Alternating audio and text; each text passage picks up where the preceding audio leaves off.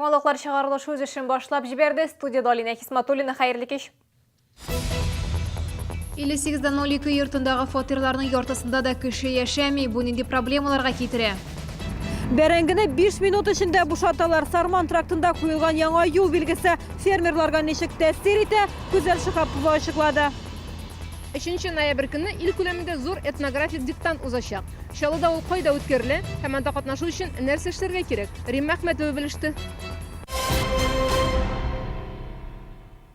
Бурычлылар буенча рейдка чыгып, үзәкиләр әйтүче оешма белгечләре башка проблемаларга юлыкты. Сүз 58-02 йорты хакында. Бирдә тора коммуналь хезмәтләр өчен түләмәүчеләр саны 100дән артты. Кайдара әйтүче оешма хезмәткәрләре аларга кисәтү кагазларын тапшырырга теләде, әмма мондый фатирларда беркем дә ишекне ачмады.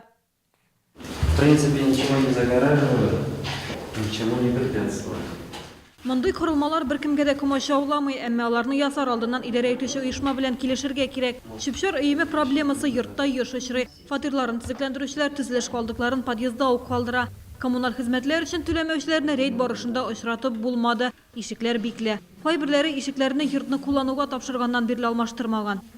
Яз көнендә, допустим, сукбайлар кереп монда яшәй башладылар, без аларны күпме куып йөрдек. Бурыч турында кисәтү кәгазьләрен шәһәрдәшләрнең үзләренә тапшырып булмады. Биредә хуҗаларның 30% гына тора. Күпчелек квартираны бит инде үзебез беләбез, бу долгострой безнең. Кемдер кайчандыр вложиться итеп алган, бүгенге көндә инде ул ремонт ясап әле керә алмый. Кемнеңдер акчасы да бәлкем юктыр. Инде акчалары булган кешеләр уже инде ремонт ясап, уже тора башларлар безнең. Әгәр алга табыда бурычларын түләмәсәләр, аларны электр энергиясеннән мәхрүм итәргә мөмкиннәр. Сыңарып түләгән очракта штраф та салына. Әгәр бурычлылар качып йөрсә, идарә итүче оешма судка мөрәҗәгать итәргә хокуклы. Гүзәл Шихапова, Ленар Султанов, Яңалыклар. Белгеләнгән территорияләрне вакытында җыештырмаган өчен 700дән артык беркетмә төзелгән. Административ комиссия эшчәнлеге нәтиҗәсендә шәһәр бюджеты 17 миллион сумга арткан. Беркетмәләр кар чистарту техникасына комаучалаган өчен, карны вакытында чистартмаган өчен, тиешсез урыннарда игълан кагазьләре ябыштырган өчен дә төзелгән. Соңгысына мэр аеруча игътибар итте. Узган елда урнаштырылган тукталыш павильоннарына күз яшьләрсез карап булмый дип билгеләде Наил Мәхдиев. Щука нужна, чтобы карась не дремал. На опорах освещения, на подъездах. Портим общедомовое имущество. Все это приходит в негодность. И таких примеров, к сожалению, достаточно много. Никаких послаблений в этой части быть не должно. Понятно. Процедура тоже понятная. Сначала предостерегаем, предупреждаем, а потом наказываем на полную катушку. Шагылда кулланылган терекөмелешле лампаларны җыю һәм урнаштыру урыннары билгеләнде. Башкарма комитет җитәкчесе Ринат Абдуллин карары нигезендә әлеге төр 2нче чималны 15 урында кабул итәчәкләр.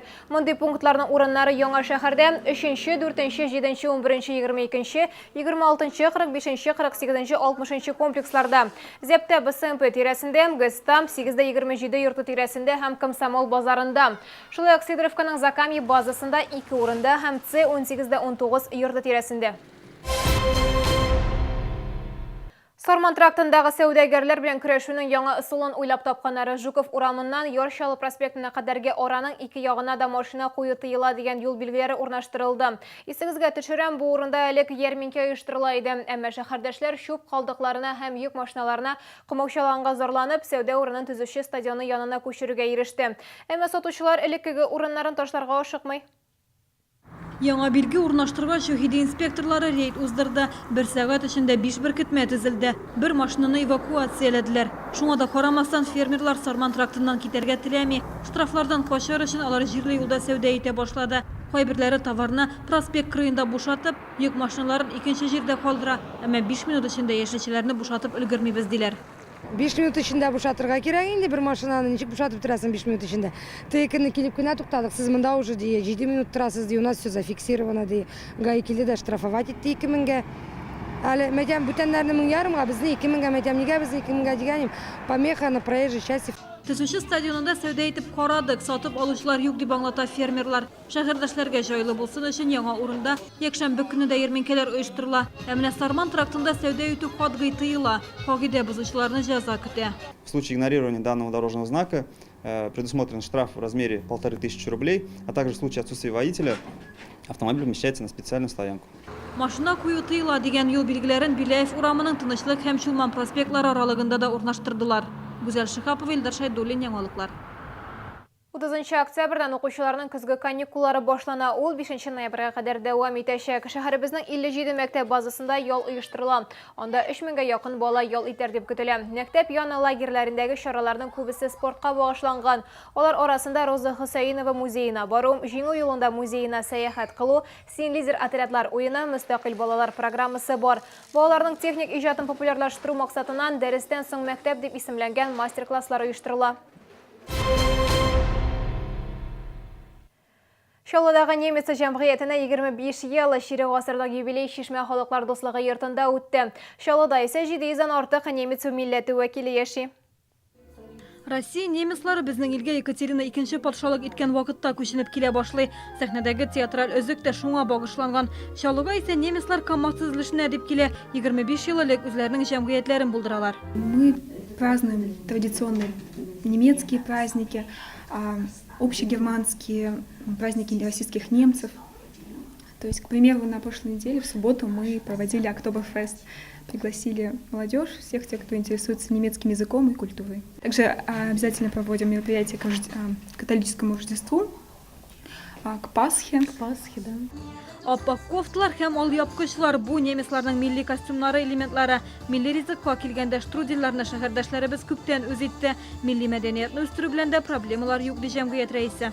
У нас молодежь, у нас уже эстафету взяли дальше. Вот, то есть вот наше общение уже выросло 4 поколения немцев. Өлкәннәр арасында кире үз илләренә кайтучылар да бар, әмма күбесе Германиядә 1 елда яшәмичә, яңадан Чаллыга кайта. Бу шәһәр безнең өчен якын диялар. Гүзәл Шыхапова, Ленар Султанов, Яңалыклар. 3 ноябрь көне Россиянең барлык төбәкләрендә зур этнографик диктант узачак. Ул кешеләрнең Россия халыкларының тарихын, мәдәниятен, гореф-гадәтләрен ни дәрәҗәдә белүен күрсәтәчәк. Быел чара халыкара статус ала, чөнки анда Россиядән кала 11 ил катнаша. Диктантның биремнәренә 30 федераль һәм региональ сорау керә. Аларга 45 минут эчендә җавап бирергә кирәк. Диктант барлыгы 1500 урында язылачак. Татарстанда 22 мәйданчык оештырыла. Мондый мөмкинлек чаллыларга да бирелә. Безнең шәһәрдә этнографик диктант 2-нче гимназиядә узачак. Әлегә 2 кабинет бүлеп бирелгән. Халык күп килсә, башка сыйныф бүлмәләренә дә утыртырга була.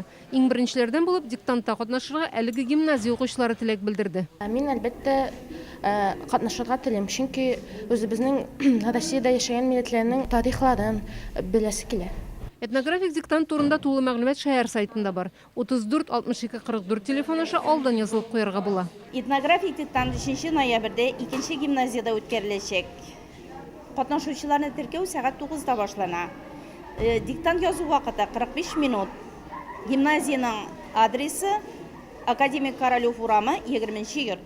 Узган ел Татарстан бу диктантта Россия буенча иң яхшы нәтиҗә күрсәткән. Мөмкин булган 100 балдан 81 бал. Рим Әхмәтова, Ленар Султанов, Яңалыклар.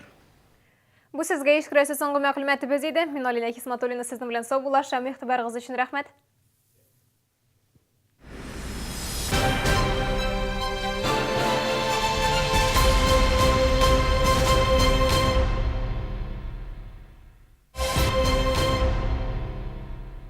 Кировская обувная фабрика предлагает к вашим услугам полную реставрацию и восстановление женской и мужской обуви, замена натяжных стелек, перетягивание колодки, реставрация меха. На все работы фабричная гарантия. Представители фабрики принимают вашу обувь на реставрацию в городе Набережные Челны каждые 2 недели. Ждем вас 25 октября в шахматно-шашечном клубе.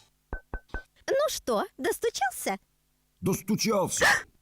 А у нас отличные новости. За что купили, зато и отдаем. Дешево.центр. Смотрите, метровый телевизор отдаем за 14 990, а конвектор всего за 999 рублей. Корпорация Центр и Селдом. Все как для своих. Затягивать с лечением геморроя опасно. Обратитесь к проктологу вовремя. Запишитесь в Альфа-клиник на осеннюю акцию. Обследование проктолога плюс аппаратная диагностика всего за 1000 рублей. В магазине «Зима» новое поступление дубленок, норковых и мутоновых шуб и скидки от 10 до 50%. «Зима», ТЦ Палитра, 3-й этаж.